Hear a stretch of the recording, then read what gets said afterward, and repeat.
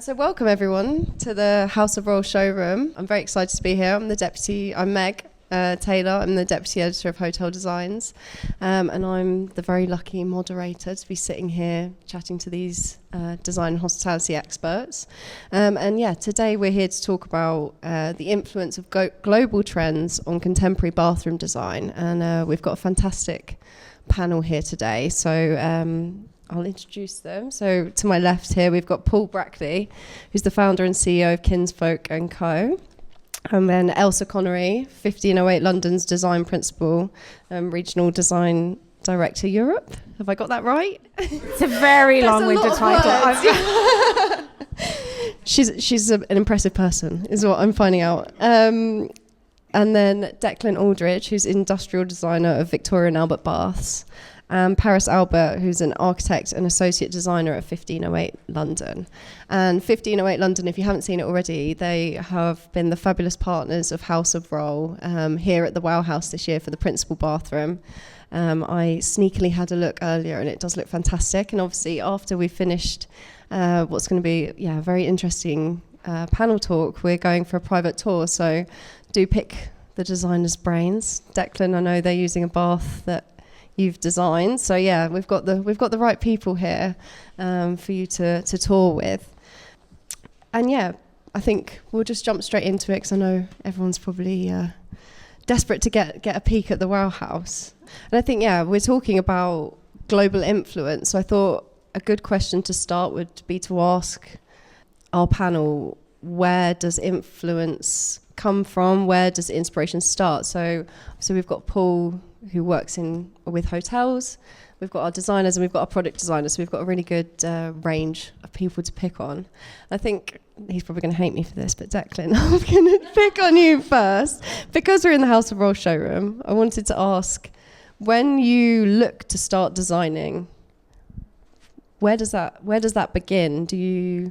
Where do you begin with that? Okay, yeah, so first of all, thanks. So it comes from, we do like a lot of research first, so we like to go to a lot of different shows around, try and look at different trends, see what's happening out there. I find it really important to go to shows instead of just sitting behind your desk and hiding away, which I prefer to do, but it's good to get out there and actually see. One of our really good show to go to is actually in Milan, Salone de Mobile, because it's got a wide variety of things. It's not just bathroom designs. There's a lot of kitchen, there's a lot of living room spaces, a lot of furniture, lighting. So it's really good to be able to look at all that and see different products from different areas in the house and everything like that. And quite often new trends start in the sort of up in the kitchen or start over into the living room space, and then that slowly sort of transitions into the bathroom. So we really like to go to these shows. We do like trend reports and everything like that, and then we've got partners over in America also go to shows there as well, and they'll do trend reports. So then we get those kind of like trend reports together, we look through them and then kind of see, okay, this is like a major trend that's happening everywhere, like globally. So that's the sort of the start of where we'd like to go. And then you kind of take that trend and then you like move it forward, go down. So for example, like the wellness and spa themed trend with our Kerrid tub that we just sort of released, we sort of delve down deeper into the wellness trend, looking at different rituals, looking at different spa themes and stuff like that. And then it's just kind of like snowballs from there. And then you look at the sort of key aspects of how you want that design to be, what the key points of the sort of different rituals, what you need in there. So it's a combination of different things. It really depends on the project as well, where you want to go. But the main thing we like to do is do those sort of trend reports, see what's sort of happening out there. Fab. And you've mentioned wellness, and I know from having a sneaky look and talking to the designers of the Wow House principal bathroom that that space is a wellness space, really, isn't it? Is it a sanctuary, as you described it? I'm looking at you, Paris, because I know you had a big hand in it. Hi, everybody. Yes, I think wellness is a massive trend, and generally like well-being and self-care. And I think that's a trend that transcends kind of the commercial space, hospitality space, but also it is now starting to kind of reach into people's homes.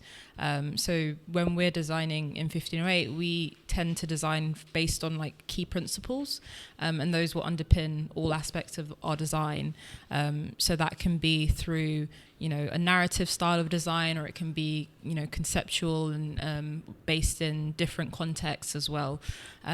So we usually underpin our design, as I said, with those three key principles. And for Wow House, we had ritual, reverie, and reflection, all very much to do with wellness and to do with like just having that idea of what is well-being, how can we bring that into a personal space. So that really led our design for the Wow House. But I think you're finding that across the globe, like in hospitality design as well, not just in kind of personal spaces. Yeah, and Paul, would you say that's a common trend for you? Obviously, you're about to open the Newman in Fitzrovia, a new hotel.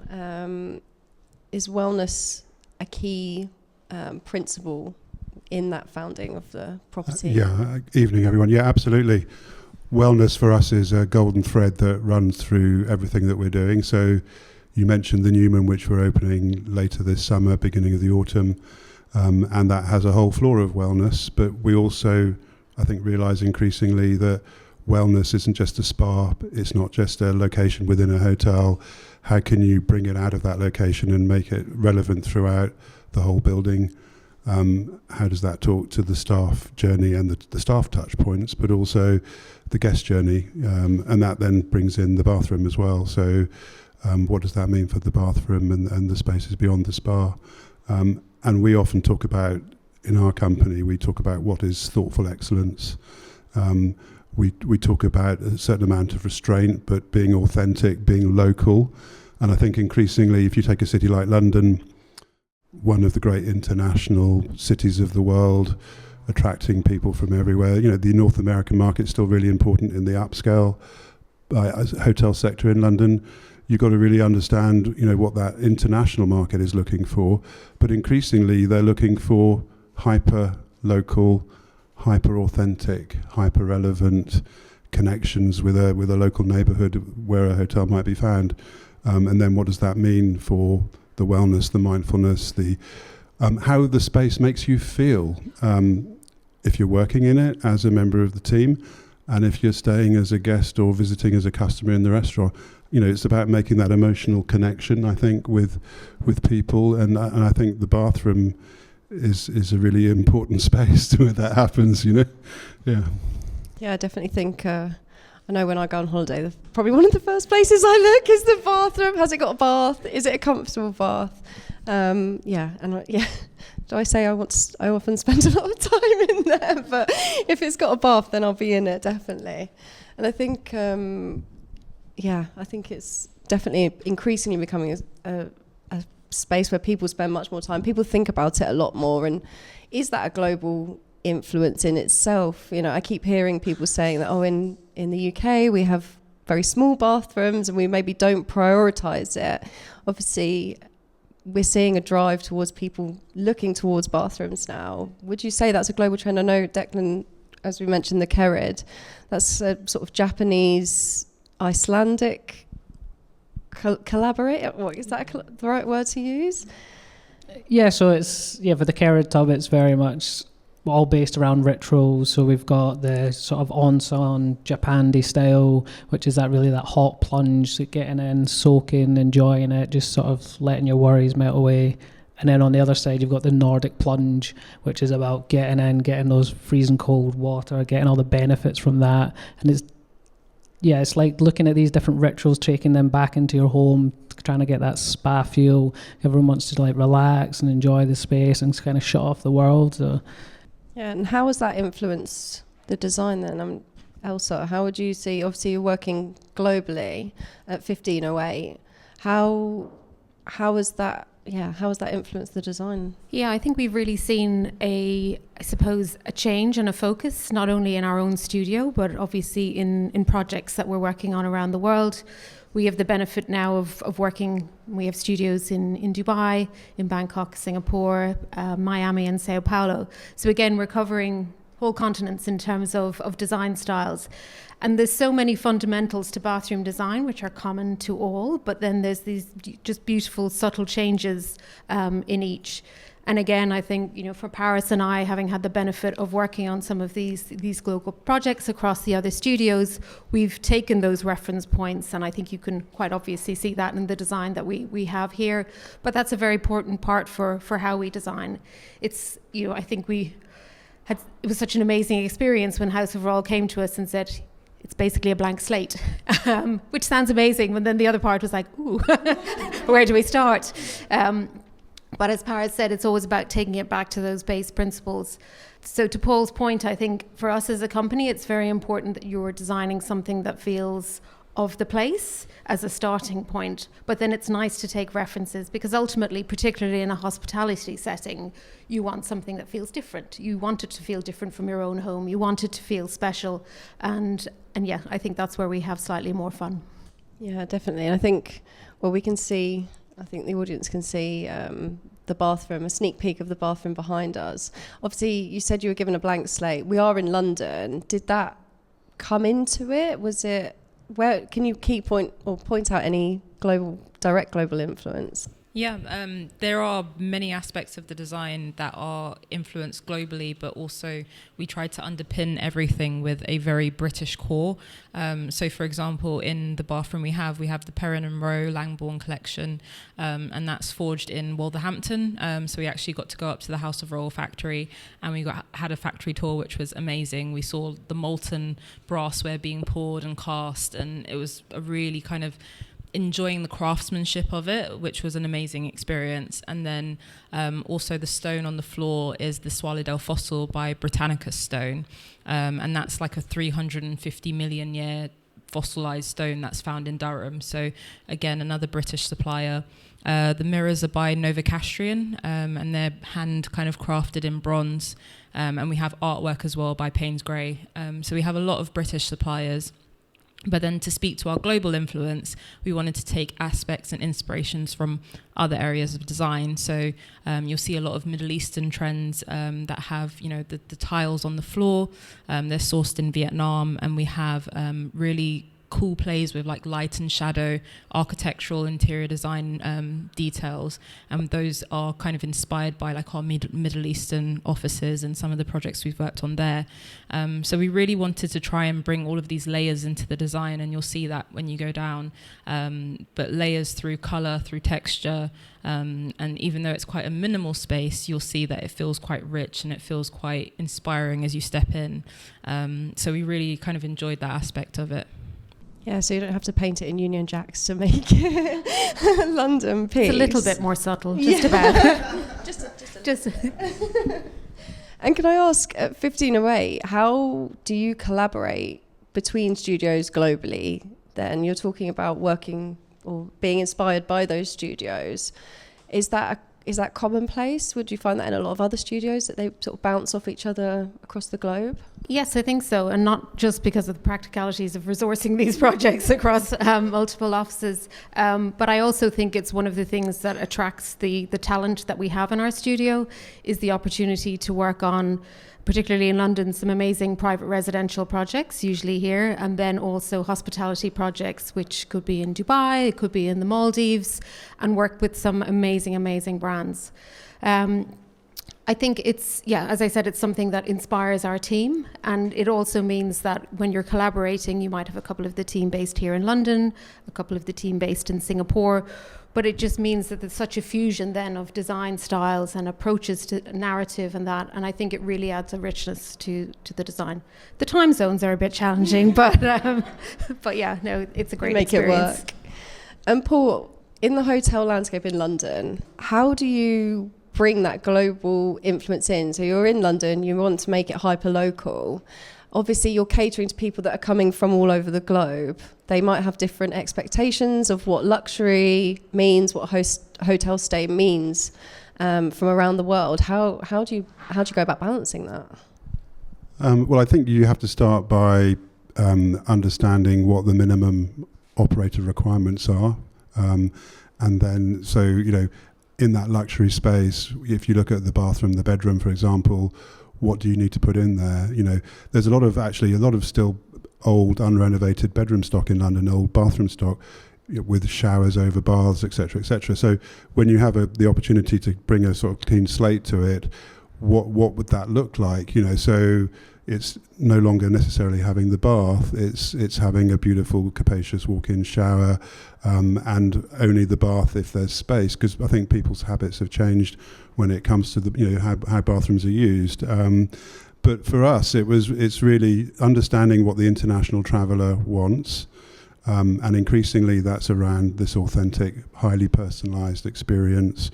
They want to be able to react with real people on the team in a real way. It's no longer superficial with high starched uniforms. People are encouraged to bring their whole self to work. But then when it comes, say, if I use the Newman as an example, it was really researching the neighbourhood, understanding the architecture, understanding.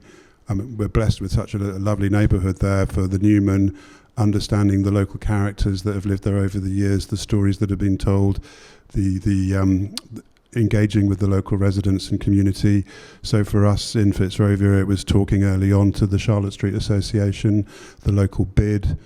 So really buying the history books, researching the history. And there we started to discover characters like Nancy Cunard, the heiress to the Cunard line, who was the Bohemian queen of Fitzrovia. And that started to influence the narrative.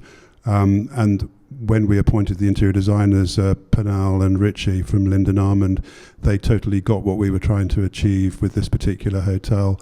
And it's a new build, so with a new build, it's difficult. How do you inject the character and the personality? So it's not just a new build box, but it's something much, much more than that. So it was really, how do we bring that local vernacular, the local architecture, the local characters that have trodden the streets in Fitzrovia, while understanding the expectations of the luxury traveller today and what they're looking for.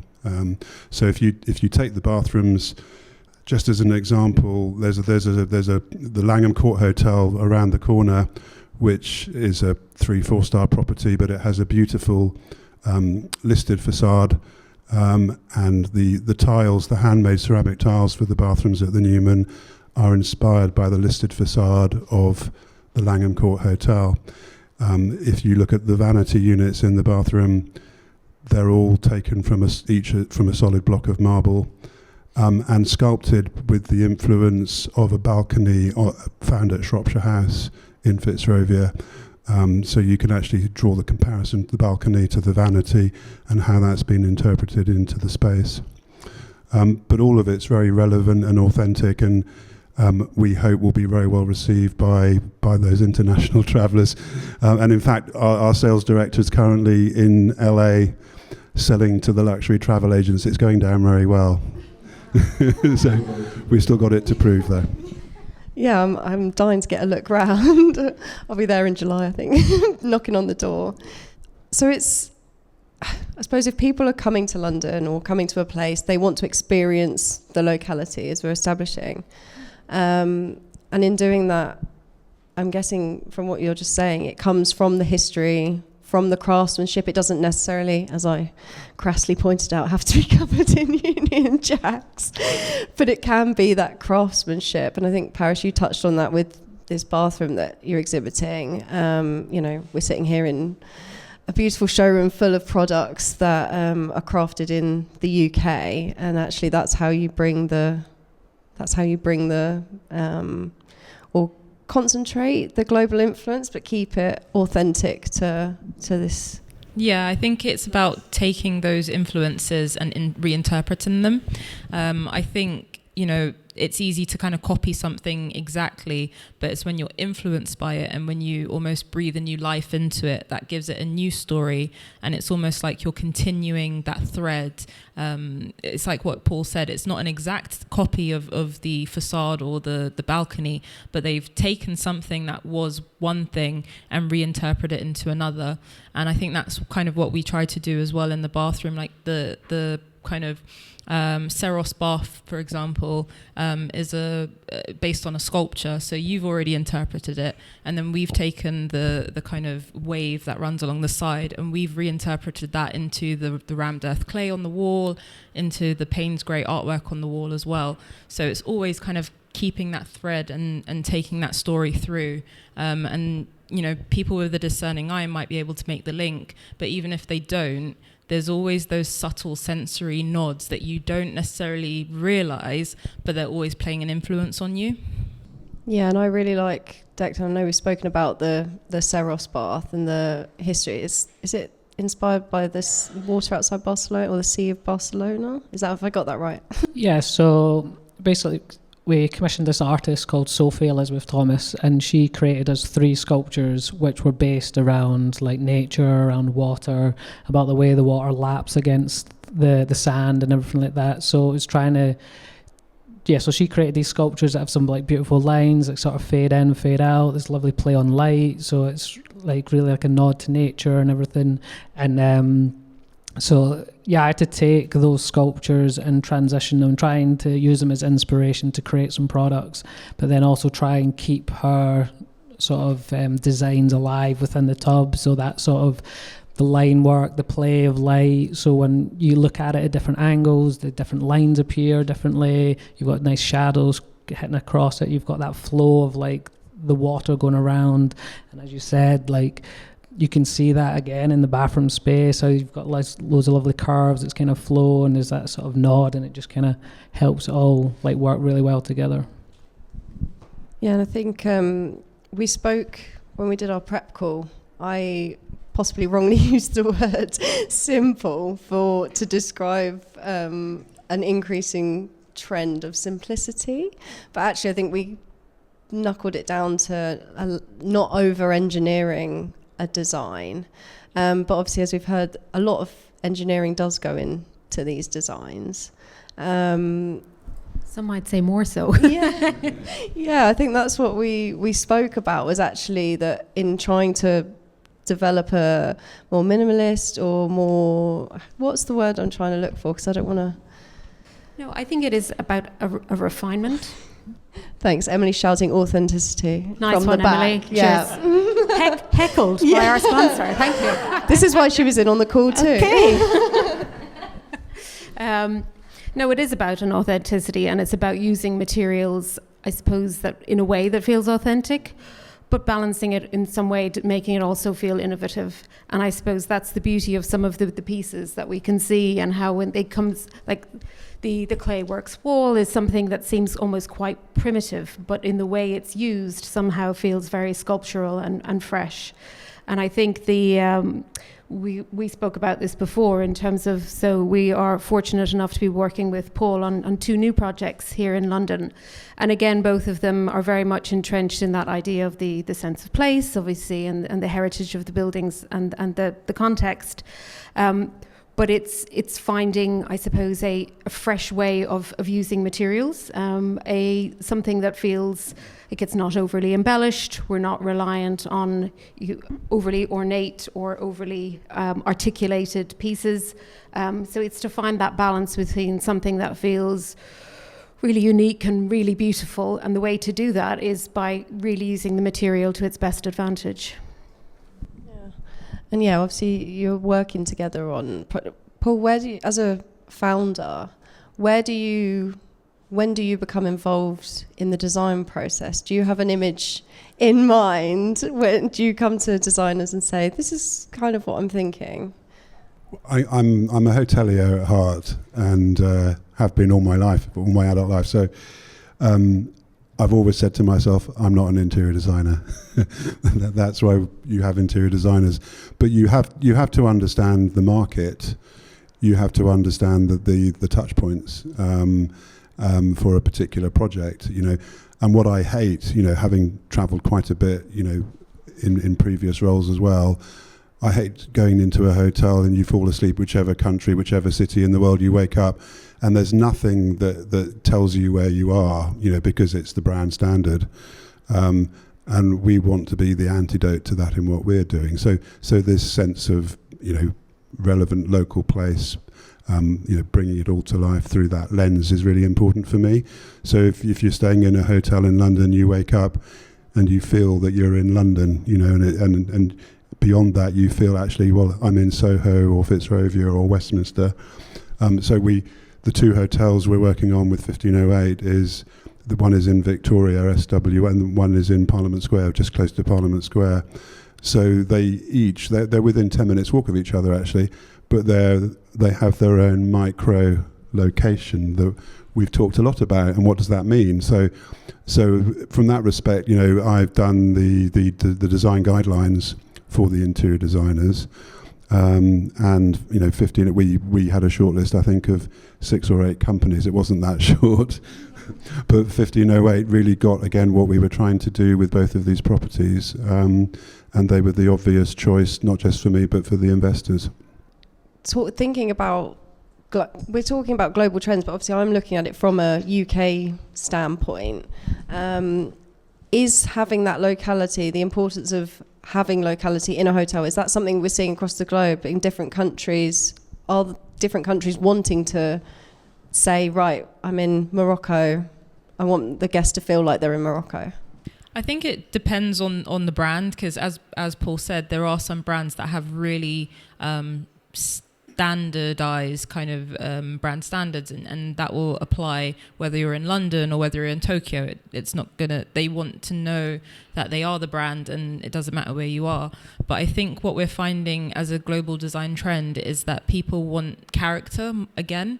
So there was a lean and nod to, as I was saying, that kind of minimal aesthetic, but almost kind of devoid of character, of big character. And I think we're finding that most people want to have that sense of place, that sense of character again. And I think the brands that embrace that are going to really excel over the next 5 to 10 years. And the ones that have kind of not embraced that might dip a little bit, because there's no real excitement anymore when you go to something and it just looks the same over and over again, and there's nothing to interact with, or there's nothing to be inspired by. So brands that can tell stories, or spaces that can tell stories, are going to become very important. And bathrooms, by the sound of it. Yeah. I mean, just the baths we've been talking about seem to be have their own stories. So I suppose when you put them all in one room, there's a huge narrative, isn't there? I know we're talking about lots about narrative, but it becomes quite a fascinating thing to hear. That's why I love talking to designers, because you walk past a patch on the wall and you might say, oh, look at that, but actually there is a huge story. Walking through the warehouse, I've been talking to some of the people in the rooms, and highly fascinating finding out. I learned earlier that there's a painting that's been printed onto fabric, and there's a speaker behind it.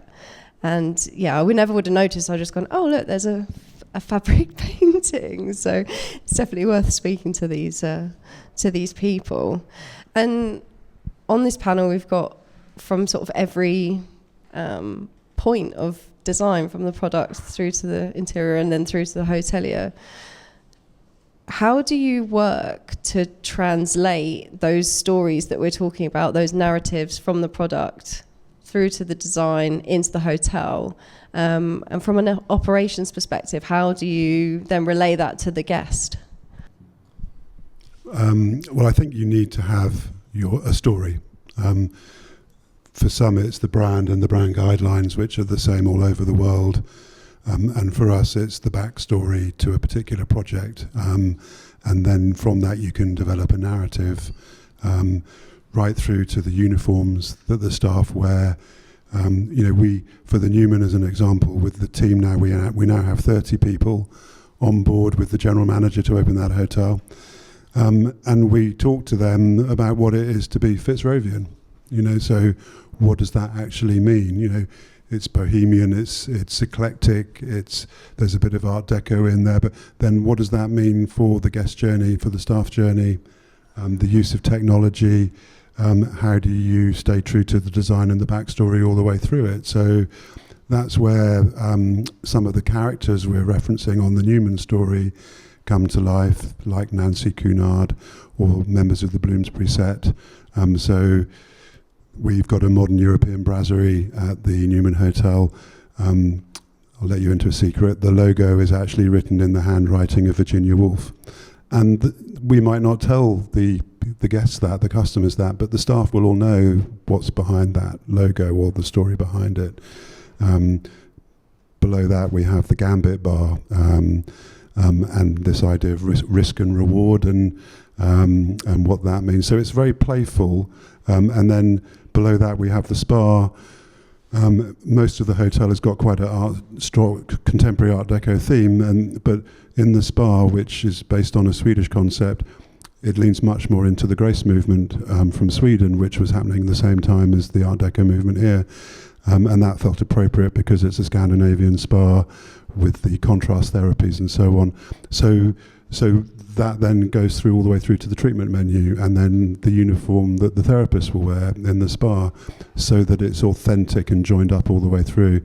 But we've also designed the guest journey and the touch points. So, we've not role played it yet because we're not in the building, but what will the arrival experience be like, and how will it differ? There are some things, the hotel industry is quite a traditional sort of thing where things always happen in a particular way. But without completely disrupting it, you need to think differently, especially it's so much more expensive to operate now in a city like London post-Brexit and COVID, with all of those inflationary increases that we hear about. So how do you still provide the most amazing, personalised, high-quality experience, and deliver the return to, sustainable return to the investors? So, that's the sort of thing that keeps me awake at night. But the fun is, how do you design that employee and staff journey true to that story, and create these magical moments for the guests, those beautiful touch points. And as I said at the beginning, how do they feel when they enter the bedroom or the bathroom, or when they interact with one of the team? So we've had a lot of fun designing the uniforms. And as designers, how do you relay your narrative to the hotels? Actually, it's been quite interesting for us as a studio. As I've shared with some of you already, this is our 15-year anniversary, but we started off as a private resi company fundamentally. And I think, we always had that idea that you need to build a relationship with your client. You need to know how they live, where do they shop, what do they like to do, and over the course of dealing with a private client, because you do actually go shopping with them and do things like that, you really do build that relationship. And I think some of our team then struggled with the idea as we moved more into more of a hospitality sector, whether we would lose some of that kind of relationship and intimacy in a way, in terms of really understanding what we want to bring to a design. But it's actually been really interesting, and I think, to be fair, and I'm not just saying this, obviously a relationship with a company like Kinsfolk and with someone like Paul, it gives us a chance to work really closely together to deliver that. But I think across the board, even with some of the larger brands that we've worked with, we did the Carlton Tower Hotel, Jumeirah building, or Jumeirah Hotel, a couple of years ago. And I think, again, it was very interesting for us to be so involved in so many aspects of the design, which, again, obviously right from the start with the space planning, etc., but right down to that guest journey. We, as interior designers, were still involved when they hired their staff. We did a walk around with many of the staff members. We went through all the artwork selections with them and told our story to them so that they could tell their story on while they're serving afternoon tea to someone. And I guess it still very much has that kind of personalized relationship, which we enjoy as designers, and I think shows then in the quality of the design. And is that the same for you, Declan? Obviously, you've spoken about the history behind, or the narrative behind these, the products. Is it important to you that comes across? I was going to ask, obviously, with the Seros bath, you said you knew the story. Is that what inspired you to choose it, to select it for this bathroom? Is that kind of... Yeah, it actually is. We looked at the entire collection that House of Rohl have, and then we have had the amazing opportunity of working with them over the past year or so. So it gave us a really good amount of time, as you said, Elsa, to kind of get to know our client and kind of walk that journey with them. And I think that meant that when it came to choosing products, it was a bit easier because we could really look into the stories behind the products, and it made it a much more straightforward choice in a sense once we had the narrative and we had the kind of key principles that we wanted to showcase, and we looked through the collection again and we said, well, that's perfect, that just fits. Whereas I think sometimes if you just have a surface level understanding of a brand or a partnership, you're not going to get those really wow moments. You're not going to be able to capitalize on those authentic, amazing touch points, as you say. So I think, it definitely made it a lot easier to choose, and it definitely benefited the story as well. Declan, that must be like a designer's dream, product designer's dream to hear something like that. Yeah, definitely. It sounds amazing. And obviously when we start a project, and then especially with the Seros, we had these sculptures and we worked so closely with the artist as well to keep her story going as well. So we really had that connection going back and forth, and then we showed her the designs. We worked really closely together to make sure the story from the very, very beginning carried on tradition and through, which is just amazing to hear as well. Is like someone doesn't just look at the product and they like it, but then they hear that story, then they start to fall in love with it, and then they can create like this amazing space around it as well. So yeah, it's just having that whole sort of transition in the story and how it just keeps going, and then so it's great. And Elsa, I wanted to go back to something that you said earlier, because I'm interested. Oh no, I probably don't remember what I said. But it's all right, I'll remind you. It's fine. It's in my head. Okay. Obviously, I work on I look at hotel design all the time. We're not just here to talk about hotels, although Katie's probably glaring at me from the back. Are these trends of wellness, of global influence, coming across into residential design as well? Is it mirrored? I think it is, but perhaps in a slightly more subtle way.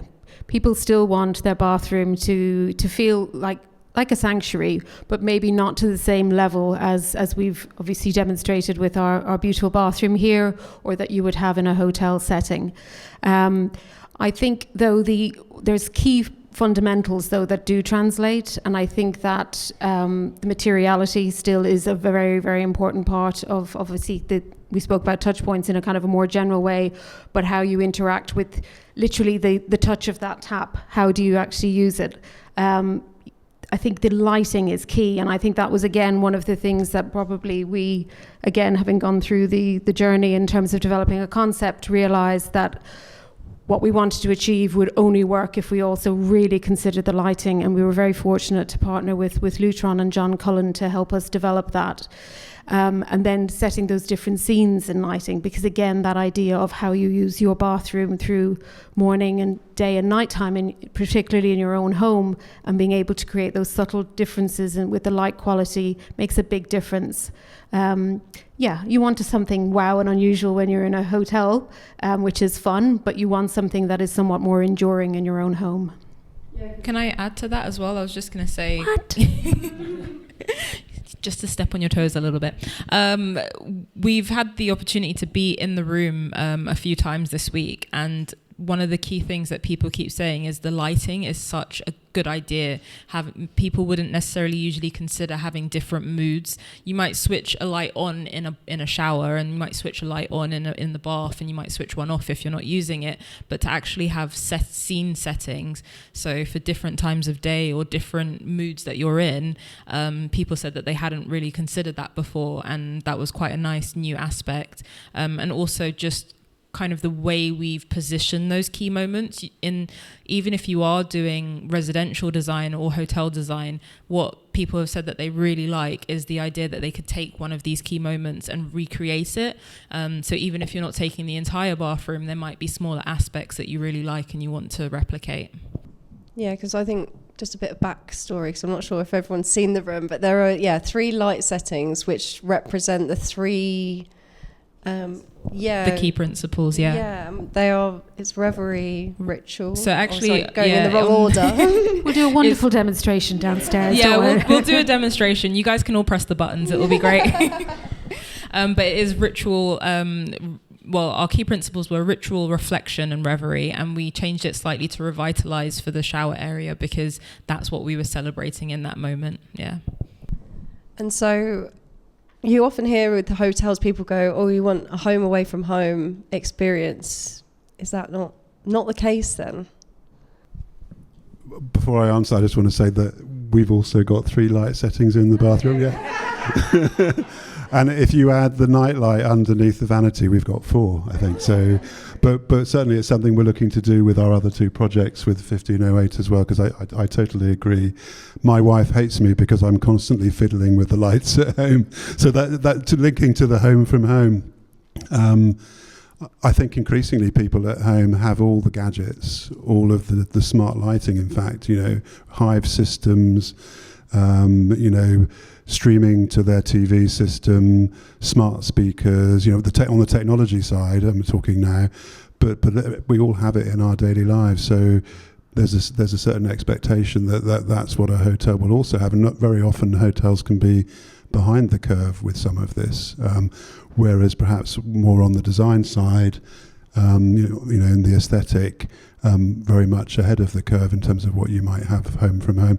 But in the upscale market, I think people come to a beautiful hotel to be inspired and to be made to feel special, either through the design, the thoughtfulness, the service, the materiality, the touch points, and so on.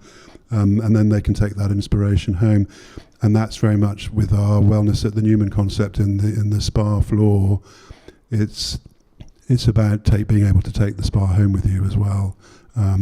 So there are things that we can give that people can take with them, through the consultation or through what they can buy in the spa, because it's all about being able to recreate that at home, even if it's just a candle, right?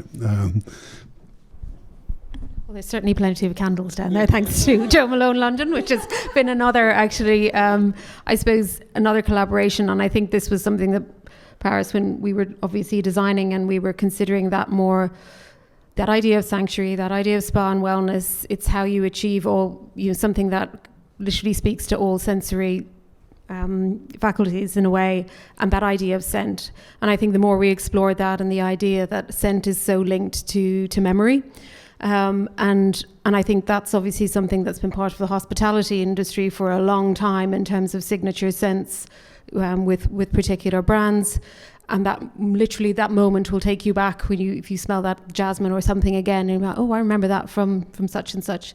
But that's something obviously creating in your own home. And we also love the idea of layering that scent, which was what we've done here, to the point at which we were slightly immune from it. But as people walked into the space, they were like, oh, "This is amazing! It smells beautiful." Yeah, I kept saying, "Can you smell it? Can are you sure? Can you smell it?" Yeah. And I suppose that's a global influence in itself, since they're not always native to a country. That flora or fauna that they're using might not actually grow there, so it's more subtle, as you were saying, subtle influences. And I think I've got to wrap it up there. Thank you all so much for joining me and being here, and thank you to everybody else that's been here too. And now let's have some more drinks and go and tour the Well House.